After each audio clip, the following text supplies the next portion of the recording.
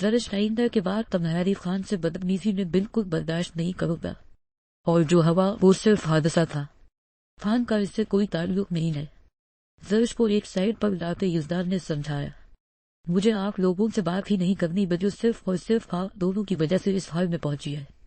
اچھا ہوتا آپ کبھی مجھے دوبارہ ملتے ہی نہ۔ وہ دبا دبا چیخ رہی تھی، نہ جانے وہ کون سی بنوس بڑی تھی جو آپ جیسے لوگوں سے میرا واسطہ پڑا۔ وہ وسے میں بول رہی تھی۔ یزدان نے ضبط سے مٹھیاں بھیجے۔ اب کیا چاہتی ہو تم؟ یزدان نے سرخ ہوتی آنکھوں سے پوچھا۔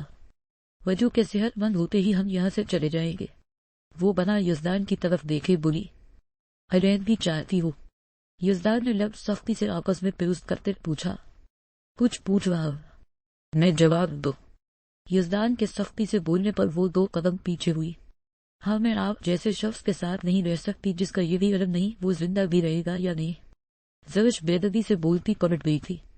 یزدان نے زور سے آنکھیں بند کر کے کھولتے اپنا غصہ ٹھنڈا کیا تھا۔ اس کا دل کر رہا تھا کسی کو مارنے کا، اپنا غصہ نکالنے کا۔ خود کو سنبھالتے وہ خان کے بارے میں سوچتا دوبارہ ICU کی طرف بڑھ گیا تھا۔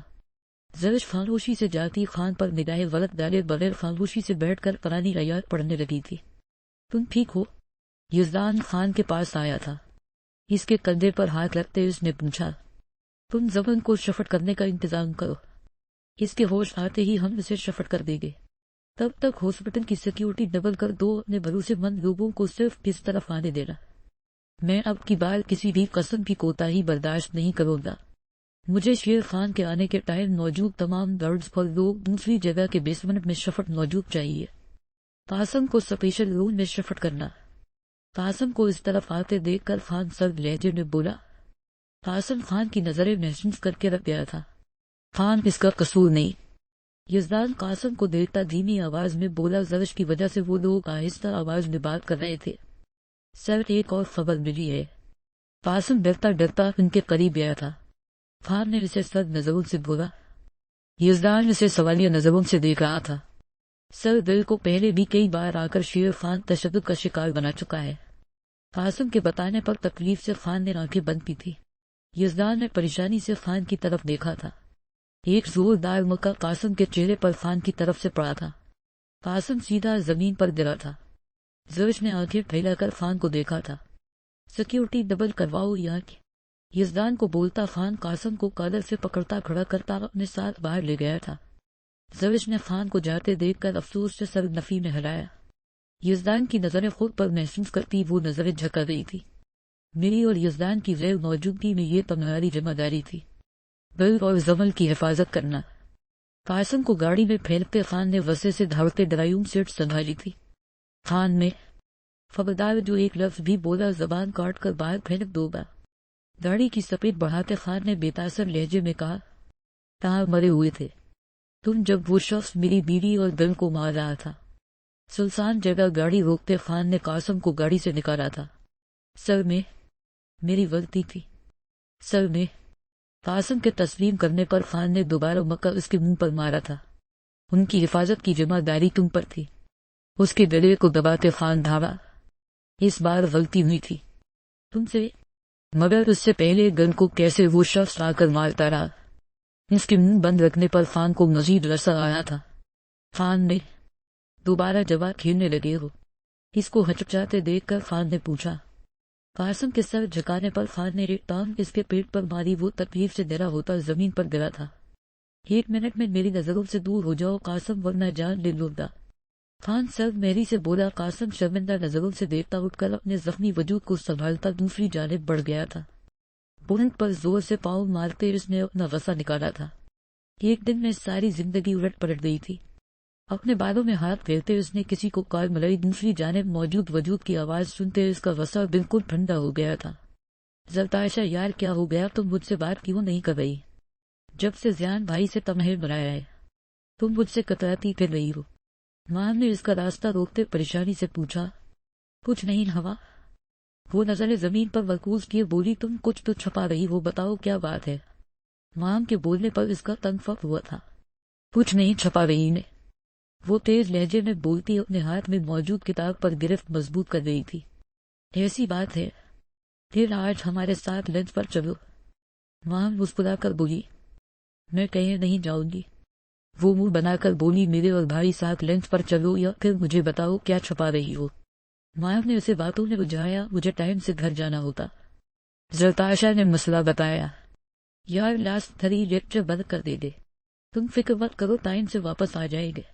ماہم نے حل نکالا، مجھے نہیں جانا مان۔ وہ دھیمی آواز میں بولی، اوکے پھر مجھے بتاؤ کیا چھپا رہی ہو۔ ماہم کے پوچھنے پر وہ لب کچلنے لگی، میں چلوں گی۔ زرتاشا کے مان جانے پر ماہم کھل کر مسکرا اٹھی۔ پہلے 3 لیکچر لینے کے بعد ماہم زرتاشا کو اپنے ساتھ یونیورسٹی سے باہر لے گئی تھی۔ براؤن جینز اور سفید شرٹ پہنے بالوں کو پیچھے کی طرف سیٹ کیے زمان گاڑی میں بیٹھا ماہم کا انتظار کر رہا تھا۔ جب اس کے ساتھ آتی زرتاشا پر نظر پڑتے اس کی آنکھوں میں ناوالیت سنکھائی۔ سکن رنگ کا سوٹ پہنے ساتھ براؤن چادر اوڑھے زرتاشا کی درسن زمان سے میچ کر رہی تھی۔ خود پر نظریں محسوس کرتے زرتاشا نے ڈر کر نظریں اٹھا کر دیکھا تھا۔ جہاں گاڑی میں بیٹھے زمان کی نظریں اپنے وجود کے آر پار ہوتے اس کے قدم بے ساختہ رکھ گئے تھے۔ کیا ہو گیا، کیوں گئی ہو؟ بھائی کو انتظار کرنا پسند نہیں، جلدی چلو۔ ماں نے اس کا ہاتھ پکڑتی تقریبا کھینچتی ہوئی اسے اپنے ساتھ لے کر گاڑی پاس آئی تھی۔ ٹھہرو بھائی، زمان کو دیکھتے ماں مسکراتے ہوئے بولی، آ جاؤ چلے، پہلے ہی کافی دیر سے آئی ہو۔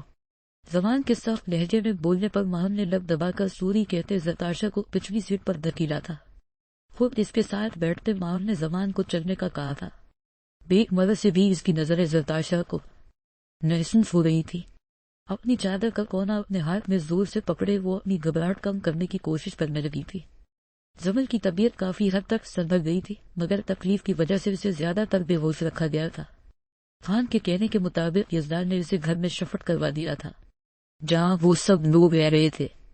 ڈاکٹرز اور تمام چیزوں کا انتظام کر دیا گیا تھا۔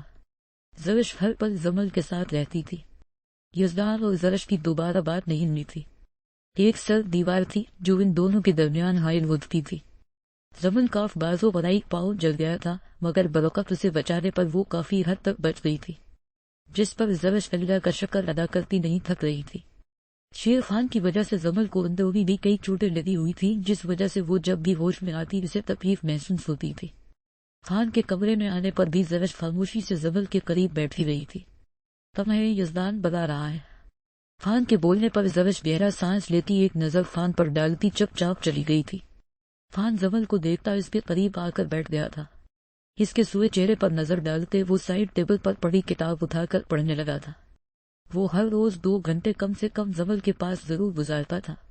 اس نے 2 دنوں میں خان ویلا کی سیکیورٹی پر معمول لوگوں کی کھال ادھر دی تھی۔ سیکیورٹی والے شیر خان سے ڈرتے اسے خاموشی سے خان کی غیر موجودگی ویلا میں آنے دیتے۔ یہ بات جان کر ہی خان کا بس نہ چل رہا تھا۔ ان سب لوگوں کو ویسے ہی مار کر کسی جگہ بند کر کے زندہ جلا لے۔ دل کو انہوں نے 1 دن پہلے ہی دفنا دیا تھا۔ اس کی موت کا دکھ خان کو تھا۔ اس کی تکلیف اور اذیت کا سوچتے خان نے شیر خان سے بدلہ لینے کا سوچا تھا۔ زمن ہوش میں آتی سرگوشی میں بولی، خان اس کے قریب نہ بیٹھا ہوتا تو شاید سن نہ پاتا۔ اس نے زمل کی خواہش پر کتاب رکھتے تیزی سے گلاس میں پانی ڈالتے احتیاط سے بیٹھ پر اس کے ساتھ بیٹھتے اس کے ہونٹوں سے گلاس لگایا تھا۔ زمل خان کے سہارے پر بیٹھی پانی پینے لگی تھی۔ پانی پیتے اس نے اپنا سر خان کے کندھے سے ٹکایا تھا۔ کہیں درد ہو رہا؟ اس کے بال چہرے سے ہٹاتے خان نے نرم لہجے میں پوچھا۔ بازو میں؟ اس نے اپنے بائیں بازو کی طرف اشارہ کیا۔ اور کمر میں؟ وہ تکلیف دہ لہجے میں بولی، کچھ کھا لو پھر میں میڈیسن دیتا ہوں۔ خان نے اس کے گرد بازو پھیلاتے دوسرے ہاتھ سے سائڈ ٹیبل پر پڑے فون کو اٹھاتے ملازمہ سے سوپ بنا کر لانے کا کہا تھا۔ آپ کب آئے؟ زمل نے دھیمی آواز میں پوچھا۔ کچھ دیر پہلے ہی آیا تھا۔ خان کے جواب پر وہ خاموش ہو گئی تھی۔ بل کی طبیعت کیسی ہے؟ زمل نے اچانک بل کے بارے میں یاد آتے پوچھا۔ خان نے لب سختی سے پیوست کیے تھے۔ آپ بتا کیوں نہیں رہے؟ اس نے اپنی بات پر زور دیتے پوچھا۔ خان کی خاموشی اسے کھٹک رہی تھی۔ بل اب اس دنیا میں نہیں گئی۔ وہ لفظوں کا مناسب چناؤ کرتا گیا ہوا۔ زمل نے بے یقینی سے اپنی آنکھیں کھول کر خان کو دیکھا جو اس سے نظریں چلا گیا تھا۔ زمل خاموشی سے اسے دیکھتی اس کے قریب سے ہٹتی ہونٹ دبا کر تکلیف روکتی خاموشی سے لیٹ گئی تھی۔ خان بھی اس کے قریب سے اٹھ کر کھڑا ہو گیا تھا۔ ملازمہ کے سوپ لانے پر اس نے ملازمہ کو اشارہ کیا جس نے زمل کو اٹھا کر سوپ پلا دیا تھا۔ دونوں ہی خاموش تھے۔ ایک دوسرے سے کچھ نہیں بول رہے تھے۔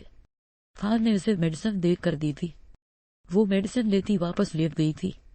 اسے ایک نظر دیکھتا خان ملازمہ کو اس کے پاس چھوڑتا چلا گیا تھا۔ زمل بھی دوائیوں کے زیر اثر کچھ ہی دیر میں سو گئی تھی۔ زلتاشا کھانے سے کھیل گیا ہے تو کھا لو۔ مان زلتاشا کو چاولوں میں چمچ چلاتے دیکھ کر چوٹ کرتی بولی۔ وہ لوگ کھانا کھا رہے تھے۔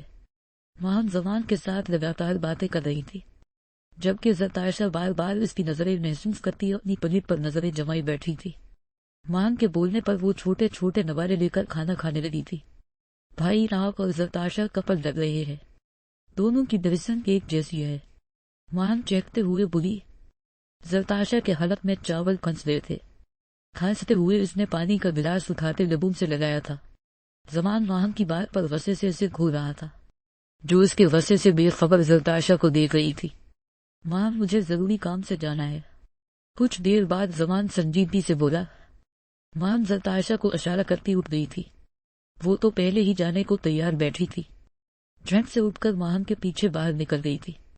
میرا موبائل وہ ٹیبل پر پڑا رہ گیا ہے، میں 1 منٹ میں آئی بھائی۔ ماہن گاڑی میں بیٹھتی اپنا موبائل نہ ملنے پر فورا اتر کر ریسٹورنٹ میں بڑھ گئی تھی۔ معصوم بننے کی ایکٹنگ اچھی کرتی وہ۔ زمان سگریٹ کا پیکٹ نکالتا اس کے وجود پر نظریں داڑے بولا۔ زلتاشا گھبراتے ہوئے اپنی چادر کا پلو پنیوں میں گھمانے لگی تھی۔ یہ ادائیں میرے سامنے وقت دکھاؤ وجن ہوتی ہے، وہ اس کے بال چادر کے اندر کرنے پر غصے سے بولا۔ زلتاشا کو اس شخص سے خوف آنے لگا تھا۔ زمان مزید کچھ بولتا مان کے آنے پر خاموش ہو گیا تھا۔ زلتاشا نے سکون کا سانس لیا تھا، اب مجھ سے کبھی بات نہیں کرو گی۔ زرش کچن میں کھڑی پانی پی رہی تھی، جب اس کے پیچھے کھڑے ہوتے یزدان نے سرگوشی میں پوچھا۔ اس کی سانسیں زرش اپنی گردن پر محسوس کرتی گلاس کو مضبوطی سے تھام رہی تھی۔ آپ نے بھی بات نہیں کی، وہ شکوہ کا انداز میں بولی۔ غصہ ٹھنڈا ہونے کے بعد اسے یزدان سے کی گئی بدتمیزی پر پچھتاوا ہوا تھا۔ تو موقع ہی نہیں دے رہی، 2 دن سے روز میں بھی نہیں لائی۔ زرش کی کمر پر آہستہ سے انگلی چلاتے اس نے بھی شکایت کی۔ اس کی حرکت کرتی انگلیوں کا لمس زرش کی ریڑھ کی ہڈی میں سنسناہٹ پیدا کرنے لگا تھا۔ بچوں کو میری ضرورت ہوتی ہے، اس نے جواب کہا۔ میں کل سے 1 ہفتے کے لیے پشاور جا رہا ہوں، یزدان نے اسے اطلاع دی۔ کیوں؟ اس کی طرف مڑتے زرش نے بند بینچ کر پوچھا۔ مجھے وہاں ایک کام ہے، اس کی آنکھوں میں دیکھتے یزدان نے نرم لہجے میں کہا۔ میں اکیلی کیسے رہوں گی؟ زرش نے منہ پھولا کر اسے دیکھا، جیسے 2 دن سے رہ رہی ہو۔ آج آ جانا، کمرے میں خان زمل کے پاس رکھے گا، اور تم میرے جانے کے بعد خان سے اپنی بدتمیزی کے لیے معافی مانگ لینا۔ یزدان کا لہجہ آخر میں پتریلا ہو گیا تھا۔ زرش نے دھیرے سے سر ہلا دیا تھا۔ یزدان نے اس کے جواب پر جھکتے اس کا سر عقیدت سے چوما تھا۔ جاری یہ